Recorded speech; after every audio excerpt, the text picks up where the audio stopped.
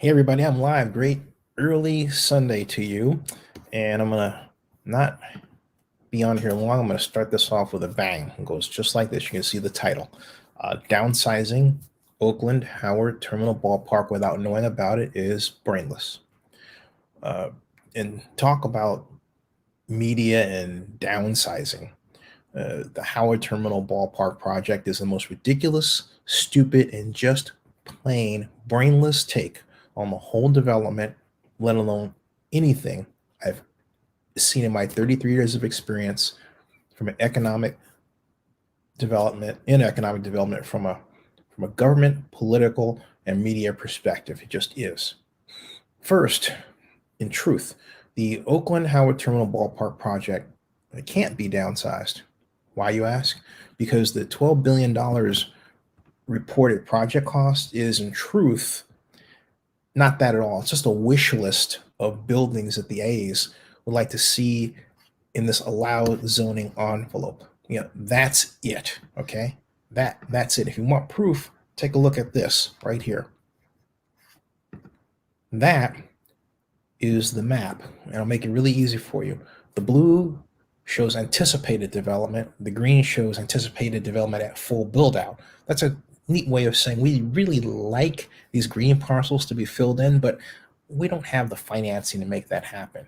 But the blue, we have financing to make the stadium part happen and maybe some of the other parcels. But the green, that's just a wish list, okay? That's it. That's the idea. But that's the entire Howard Terminal property that will be owned by the Athletics. And so they're just coming up with this kind of position that puts them in the guise of master developer. That's what this is. That's what you're looking at, okay?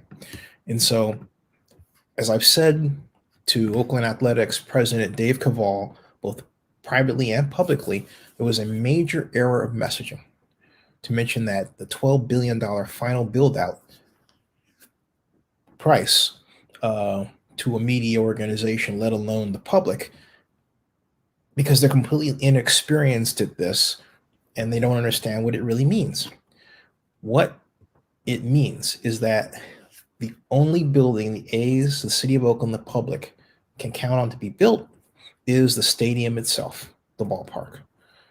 That giant combination of futuristic structures and the artist rendering that you see here, all right, in the thumbnail for this post, exists as a kind of, I call it an economic development IQ test. And the local media claims has really scored horribly at it, just horribly, okay, in the single digits. The Oakland A's have not and will not in the near future secure financing to build those structures. You hear me? Okay? And by the A's own admission, they don't have a clear idea of the organization, what kind of specific use each one will serve. In fact, you take a look at the plans, it says that. It has,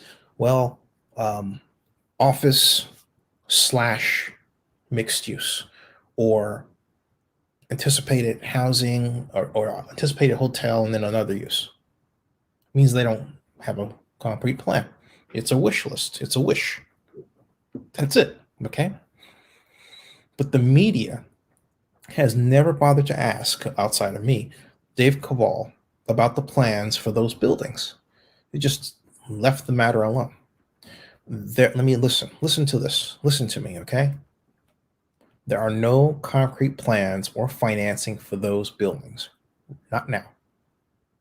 So to talk of downsizing the project when there's nothing, in point of fact, to reduce, is just plain stupid.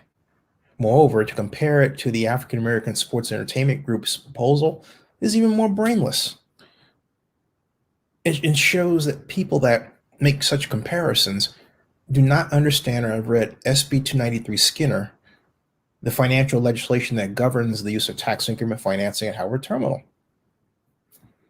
That SB 293 Skinner bill, signed by California Governor Gavin Newsom, October 11th of 2019, calls for the new Oakland Development Agency that the city of Oakland has not lifted a finger to create to this date, okay? It calls for that organization to identify other, satellite TIF districts around Oakland that can be the focus of development projects. Guess what? That can include, there's no prohibition, that can include the Coliseum property that AASEG wants to purchase. That's right. That's right. The Howard Terminal Ballpark District's legislative design, SB 293 Skinner, is such that it can give rise to the financing for the AASEG's Coliseum City development. The Access Tax Increment Financing Revenue, or TIF revenue, from Howard Terminal could be used at the Coliseum and for East Oakland. Moreover, it can cause the much needed East Oakland sea level rise problem to be appropriately mitigated. A big win, especially when you consider the size of that area, which is much larger than Howard Terminal. Do you realize that every place from the Oakland Airport to the Oakland Airport Business Park to I-880 to the Coliseum to just east of the Coliseum and approaching East 14th will be impacted by rising groundwater, 72 inches projected in 19 years, and it could be less than that because of this continued warming problem and the fact that it's getting worse? Do you realize that? Yep. So look, do the world a favor. Know the Howard Terminal project before blasting off to be critical about it. And that would do a lot of people a lot of good. Thanks. And that's the biggest problem here, because let's go back to this. All right. Again, this is Howard Terminal. What people don't realize, this is not land. This is not going to be a brand new landfill. This is existing. This is Howard Terminal. Okay. If you go back to the website where the project is and just scroll up a little bit, you know what you'll see? You'll see the actual land itself. And I'll show you what caused the A's. That's the land, okay? The blue is owned by the city of Oakland. Now let's go up a little further. In this photograph, it reveals what you're about to see. That's the project site, okay? It's the same site. Right now it's got cars and trucks on it that are used by the maritime industrial community of Oakland up there, all right? And it's a big site. So you put a ballpark there and you're going to own the entire site, and you have enough room to build a city within a city, period. So it's logical for you to say, all right, let's design this and leave room for future development for some other developer that may want to come in and build a hotel or some other office complex. But it doesn't mean that the Athletics have financing for it right now. They would be the master developer. That's their site. Okay? They would be the master developer. Now, if they wanted to improve the reach of or improve the increment size, they could, through the as yet undeveloped and uncreated Oakland Development Agency, expand the boundary to include other properties. Hey, maybe Schnitzer Steel wants to be involved in, get some of that direct redevelopment juice and benefit. Who knows? These are matters that should have been negotiated on starting last year. But guess what? The city of Oakland, you know what the city of Oakland is in that case? Nowhere. Because the mayor didn't appoint a project manager that knows the process, that can be the public spokesperson, the face of the project. She essentially did, in terms of structure, she made the same mistake that she made with respect to the National Football League and the Raiders. Saying, well, I don't need a task force. The staff is our task force. The mayor does not understand the role of a task force. The role of a task force is to bring together the various parties in a development situation at the table to iron out differences and smooth out plans. I formed just such an organization called the Oakland Downtown Coalition to get the refurbishment and reconstruction of the 14th Street and Broadway bus stop done. It was stalled because the Building Owners and Managers Association didn't want to talk to the Chamber of Commerce, and in turn, the Chamber of Commerce was having a hard time talking with the City of Oakland, and the City of Oakland, in turn, was having a hard time getting BOMA to talk. It was a big mess. So I created the Oakland Downtown Coalition. We met monthly, the third Thursday of every month. Over at 4:30, I ordered catered dinner and wine at the mayor's office large conference room, and we had up to 45 people that represented organizations that were directly impacted by and influencing, in turn, the construction or the reconstruction of the 14th and Broadway bus stop that exists today. We got it done. So myself, Alex Greenwood was there. We had a great group of people, and we got it done. But that's how you do it. That's a task force. The mayor has done nothing like that. She has not asked for my help. She acts like I don't know anything when it comes to this. And fortunately, others who elected officials don't treat me like that. But I have 33 years of experience in this stuff. That's just one of a number of examples I can offer. Like, for example, forming the bid to bring the Super Bowl to Oakland that almost won. And I did that single-handedly because the City of Oakland, once again, didn't believe it could do anything. We have a history of this problem, folks. An ugly history, okay? Hey, everybody, how you doing? Hey, Sean, how you doing? And he says, she doesn't even care about the sports in Oakland, what they mean in Oakland. Cowboy P has a bad feeling about this. I don't think the A's had the votes. I think right now, I said it before, and I'll say it again, Cowboy P, that I think if the vote happened now, the mayor would be the tiebreaker. And the ultimate fault's going to be the mayor. Now, some blame, in fact, a considerable amount of it belongs to the Athletics and also Major League Baseball, because right now the A's have a list of undone plans. In fact, let me read them off to you. Let me go get them and read them off to you. You got to see this because this is the A's side of the problem, okay, what you're about to see, okay? And you'll see that the A's themselves, and I should do and I will do another video about this, and it's late. It's 4:37 in the morning here, but I want to show you this before I retire for the night, but or for the morning. But it is on Oakland News Now, and the title is City of Oakland Letter to Dave Kaval.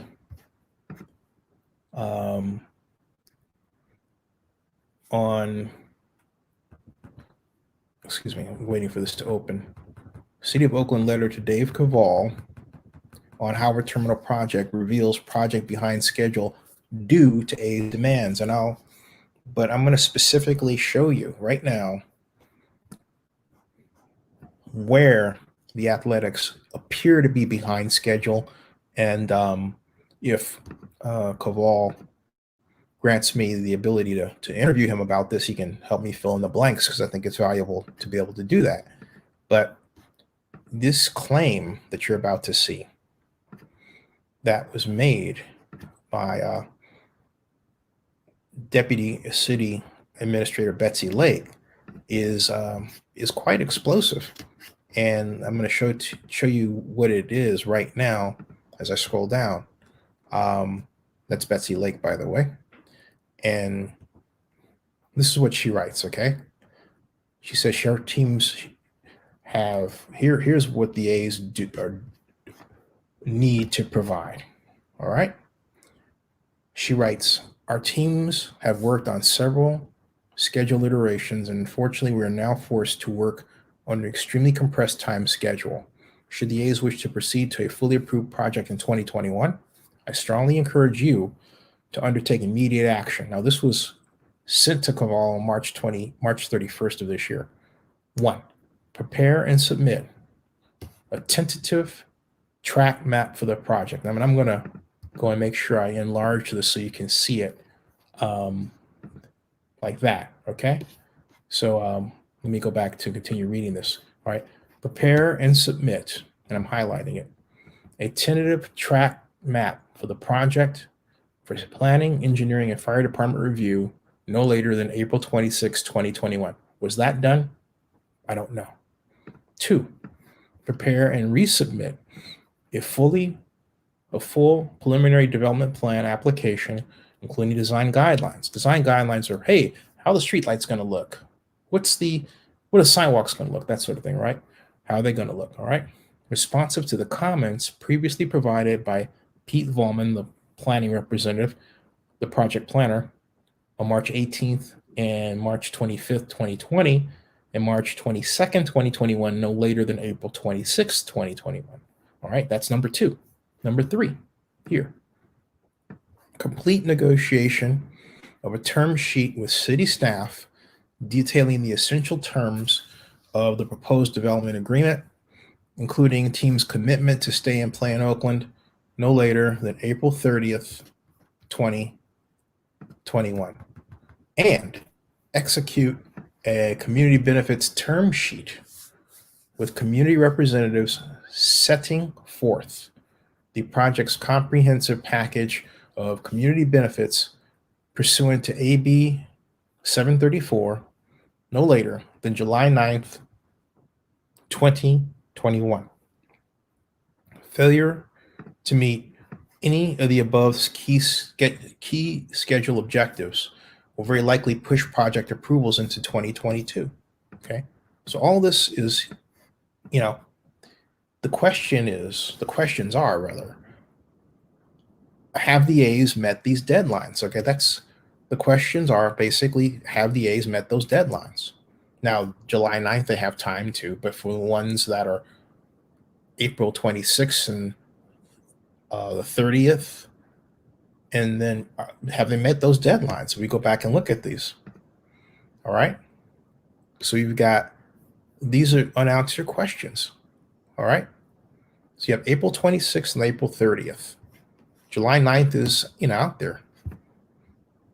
If the A's haven't, then it is really a bad look for Major League Baseball to then have Kaval, and for John Fisher, to have Kaval then take off and go to Las Vegas and start this noise about, relocating.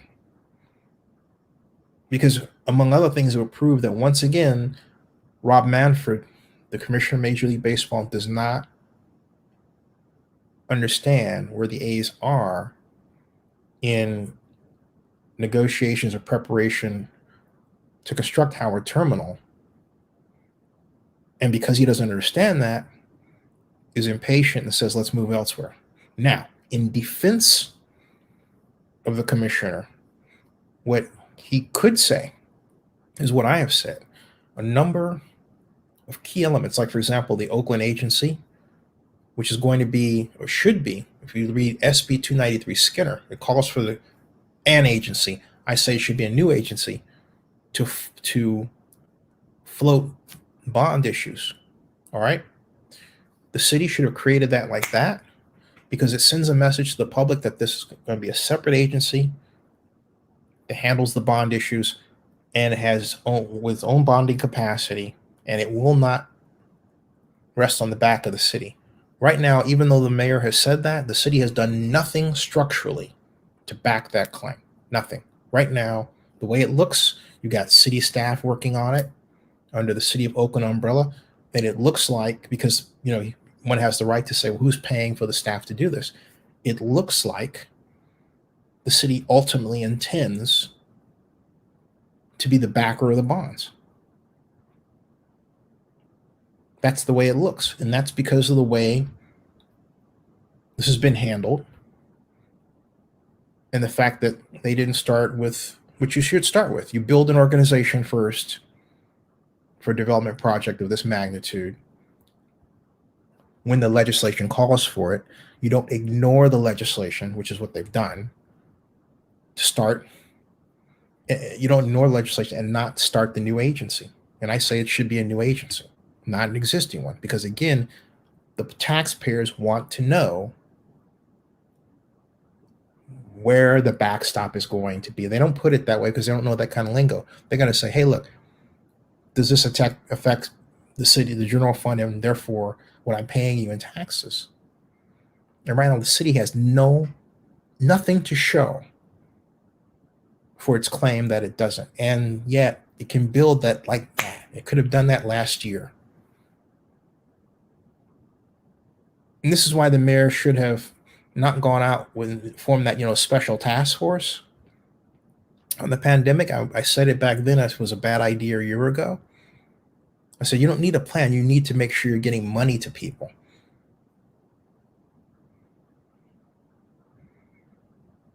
And you need to make sure that the projects you have on the table, you're executing.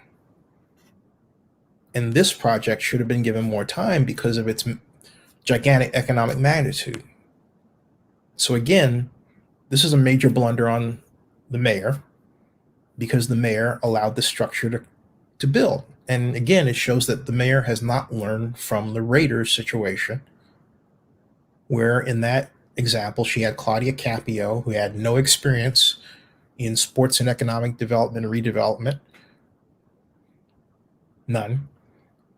I mean, she was a complete, and I say this from personal experience and nothing personal against her, but this is for the love of Oakland and love of what the public needs. It's a fact. She was a fish out of water. I even offered to help her. I said, hey, look, for free. I said, hey, look, if you're having a problem making that spreadsheet, let me make it for you. Because Ronnie Lott was expecting a spreadsheet from her. Who's the developer, okay? She was behind schedule.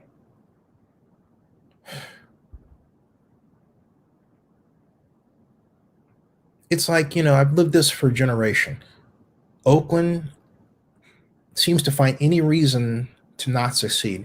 I mean, for example, do you realize that we have no large-scale convention center? That the large-scale event center that we once had, the Henry J. Kaiser on the shores of Lake Merritt, has been dormant for, my gosh, over 20 years. Last time I was there was for a Star Trek convention. You know when that was? That was 1975. There's no excuse for this, okay? Sean says, next year. Next year. And she's my friend. So that's what makes it really hard, okay? Is to have somebody you regard as your friend, who we refer to as god brother and god sister, whose parents have, been really great to me. And, my mom loves them. It's not a good situation for me to be in. And it tests everything. It's because you have people saying, hey, how come she's not doing this? Okay. So let me get away from that. But I would be intellectually dishonest to not point the finger at the mayor. Hey, Dave, how you doing? I would be very intellectually dishonest to not point the finger at the mayor. But right now, if I had to assign percentage blame, it's 60% Oakland, 40% athletics. The trouble is the athletics are in danger of ratcheting it up to where it's like 50-50 because of the Vegas move. So that's it. Let me do this because I've got some other matters to tend to before I get some rest. She should. Yeah, I agree. Well, someone should say that to her. I mean, definitely. Because, I mean, who would have thunk it that, except me, of course, but that all the experience I've had that could be extreme value to the city of Oakland just pops up all of a sudden now at a rate like it hasn't in the past.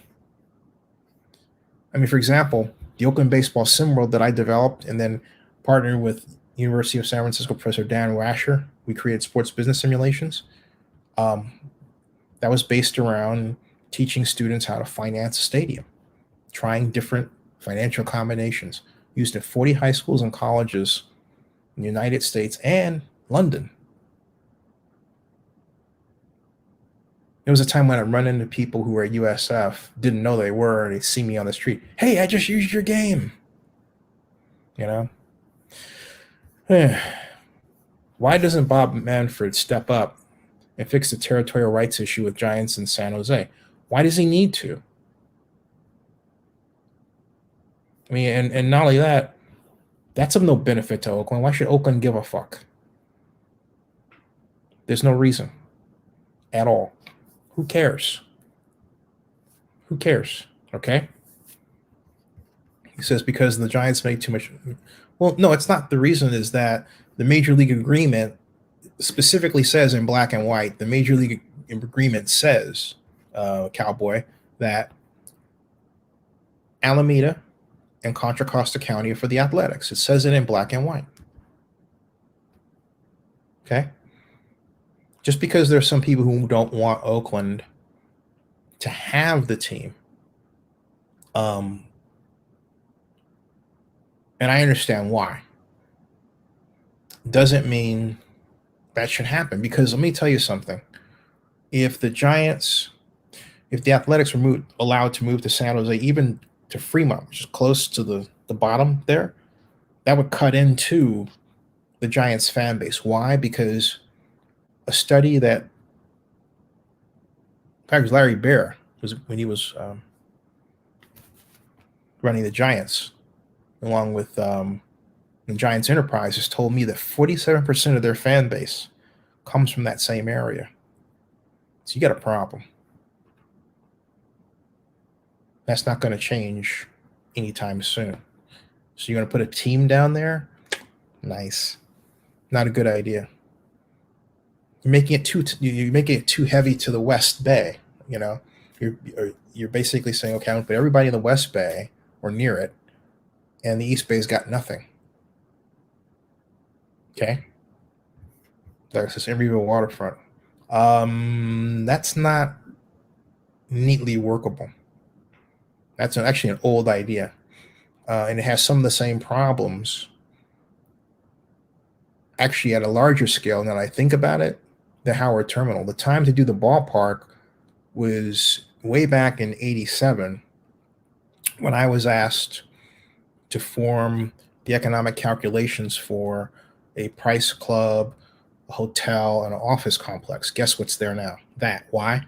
Well, basically, the calculations that I was asked to create moved aside the EB mud and paved the way for, well, that. That was one of my first jobs with the Oakland Redevelopment Agency right out of grad school, Berkeley. All right. Let's see here. Let's pick this up tomorrow or later today. Hey, subscribe to Zenny62 and bookmark oaklandnewsnow.com, and that ends this broadcast.